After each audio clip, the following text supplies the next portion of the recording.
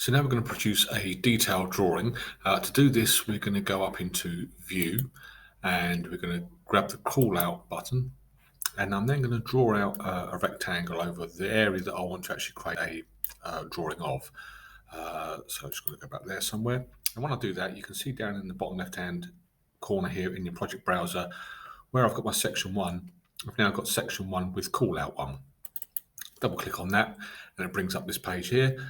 When we're in this page, just in the bottom left hand corner here, just click on the detail level and set it to fine, because then it's a bit easier to see what it is we're going to be doing.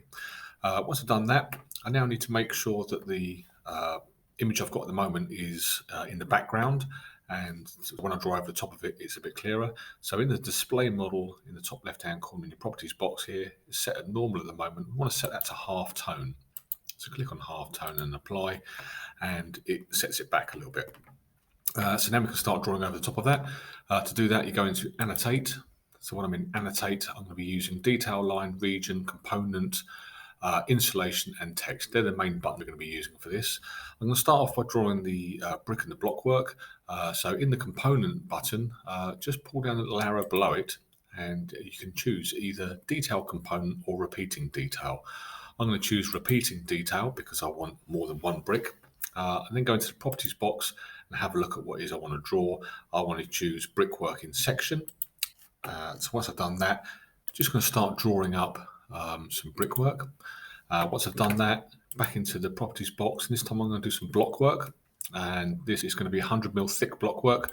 So I'll click on that one and then just draw up some block work. Once I've done those, escape key twice to stop me from drawing anymore. I'm going to zoom into this area here, so we need to set this up a little bit better. So here we can see my ground floor outside, and I've got my 2 courses of bricks, and then across from that I've got my finished floor level. I need to bring this block work down so that the mortar joint here is in line with the top of the floor. Mortar joint, then 2 bricks, and then the ground. So yours should look like that. So just grab the wall and move it around so that it sits across like that. That's important because that's where your damp-proof course will sit. Once I've done that, I'm now going to go down to the foundation area and start drawing this in. So to do that, I'm going to choose a region. When I'm in region, when I go to the properties box, you can see I've got these different regions that come up with different designs and different hatchings. The one I want is not actually in there. So with this one selected, that was the first one, I'm just going to go into Edit Type and Duplicate. And when I'm in Duplicate, I'm going to call this one Concrete. That's the material I'll be using for my foundation. Click on this top box here. So I'll just do it again quickly. So in the foreground, fill pattern, into there, find concrete. And there's concrete there. Click OK, click OK.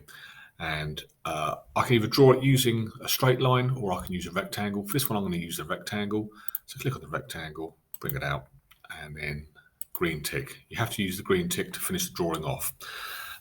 So now I've done this, I can see my concrete here, but you can see I've got this block work is sitting in front of it. So I'm going to click on the foundation itself, and you can see I've got these bring to front and send to back buttons. So I'm just going to bring that one to the front, and then that tidies that part of the drawing up there.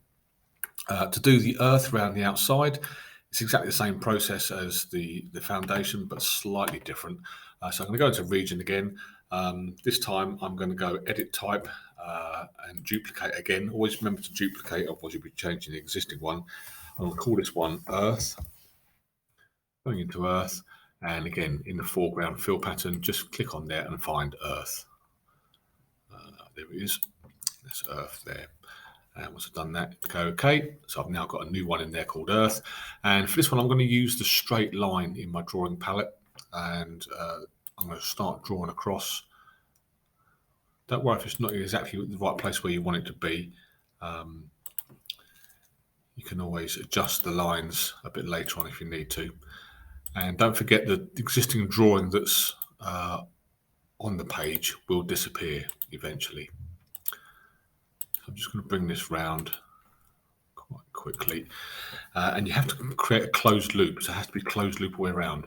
I'm going to bring this line here up a little bit, so it's actually where I want it to be, which is just in line with that mortar joint there.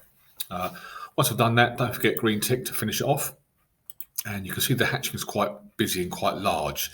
That's because the scale down the bottom left-hand side here is quite low. So I'm going to bring that up to about a 1 to 5. And then when I zoom in, actually let's make it 1 to 10. Scale that's a bit better. So that looks a bit more detailed there. So we can now see I've got my earth around the outside, I've got my foundation, and I've got some brick and block work on here. So into this, I'm now going to produce, what should we do next? Let's do some insulation. Let's drag some insulation. So insulation is nice and easy. So insulation in the top here, click on this button and I can change the width of it. Before I start drawing, I'll change it to 45 millimeters. And then when I start drawing, my insulation would start about here somewhere. Don't worry if it's not in the right place to start off with. Once it's drawn, you can actually pick up the insulation itself and you can just drag it around where you want it to be. It can get a bit glitchy, the insulation, when you're trying to move it around. So you might want to zoom in a bit more in order to be able to grab it. As you can see here, I'm struggling to get hold of it to actually move it around and get it where it wants to be. That's a bit better. So or in there like that. We could also put in here some wall ties. So if we want to put a wall tie in, that's going to be in a component. But rather than being a repeating detail component, it's just going to be a standard detail component. Go into there, come into the properties box, and now we're looking for, and this always takes me a little while to try and find these, but I'm looking for the wall ties. Here we are, they're here, look. So wall tie in section, that one there. So just going to bring that one and we can put it wherever we want. I'm going to stick it in this one here to start off with. You can see you've got the clip to hold the insulation back in place. And I'll probably just leave it as one for now. So it's getting that individual component there in place. I now want to start putting in my floor system, if you like. I like to start at the top and work my way down. You don't have to follow what is existing there. So if you want to make up your own floor design, you can. So I'm just going to do that to start off with. I'm just going to pretty much ignore where these lines here are coming across and the thicknesses of those. So to do that, I'm going to get going with the region. And I'm going to go for, again, a new one. So edit type and duplicate. And this one will be timber floor. Okay. And for this one, down here, there's a wood finish one, which is quite a good one to use for that.